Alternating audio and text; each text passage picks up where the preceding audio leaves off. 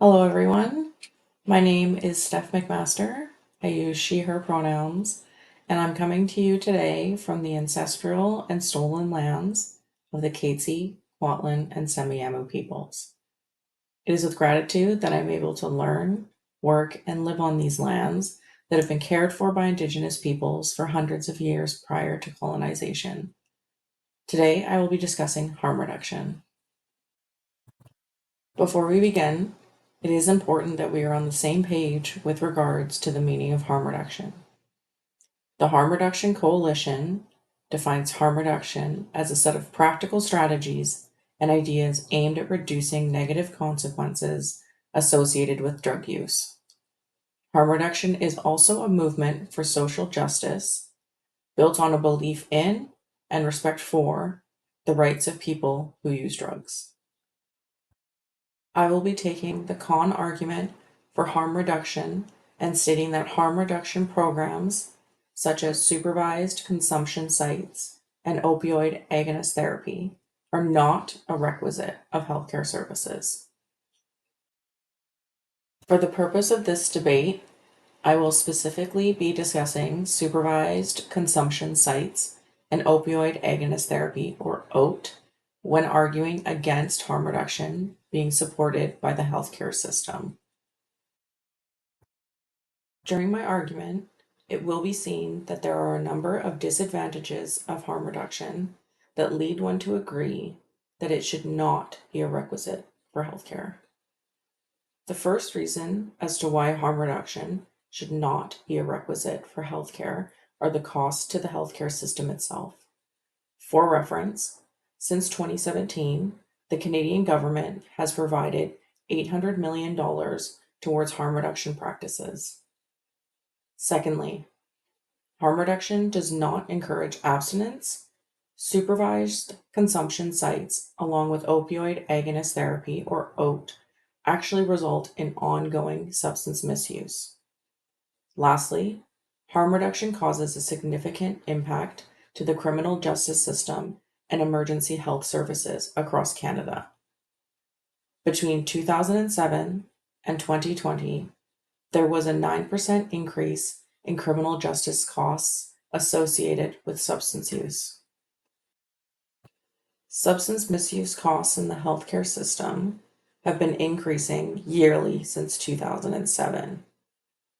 Health Canada reports that in 2020, there were 270,695 hospitalizations related to substance misuse.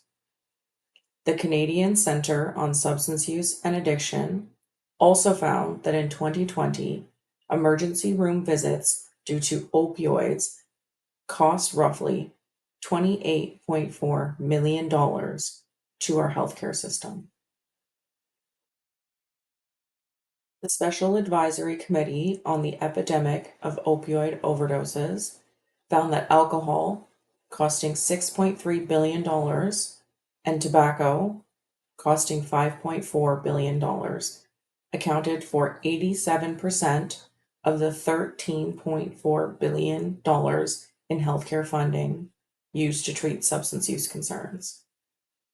Opioids came in third at $519 million, roughly 3.9%. One can assume costs and harms due to opioid and stimulant use will continue to rise based on trends observed in recent poisoning data.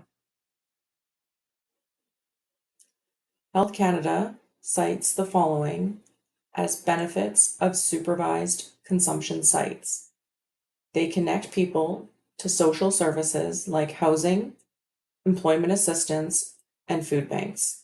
They provide or connect people to healthcare and treatment. They provide a space for people to connect with staff and peers, which can help a person moderate their drug use and decide to pursue treatment. However, the Public Health Agency of Canada found that from January 2017 to May 2024, there were 4,831,661 safe injection site visits that resulted in 515,719 referrals to mental health and/or substance use services. This means that only 10.6% of safe injection site visits resulted in a referral to substance use or mental health treatment. The Public Health Agency of Canada also reports that on average, each supervised consumption site across Canada sees 31 new clients per month.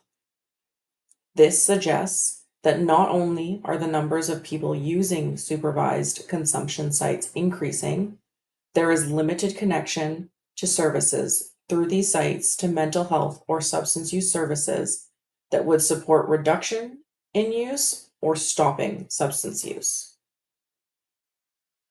The Canadian Centre on Substance Use and Addiction has found that although majority of crimes were nonviolent in nature, opioid-related crimes cost the criminal justice system $1.1 billion in 2020.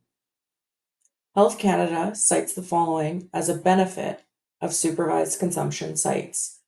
It reduces the strain on emergency medical services so they can focus on other emergencies. However, in 2023, the province of British Columbia has seen an increase of 25% for emergency health services calls related to overdoses and/or toxic drug poisoning. Vancouver Emergency Services alone reported 10,526 calls in 2023 related to overdoses on illicit substances. Combined with the pressure these calls have put on emergency rooms, it can be seen that harm reduction is not reducing the strain on these vital services.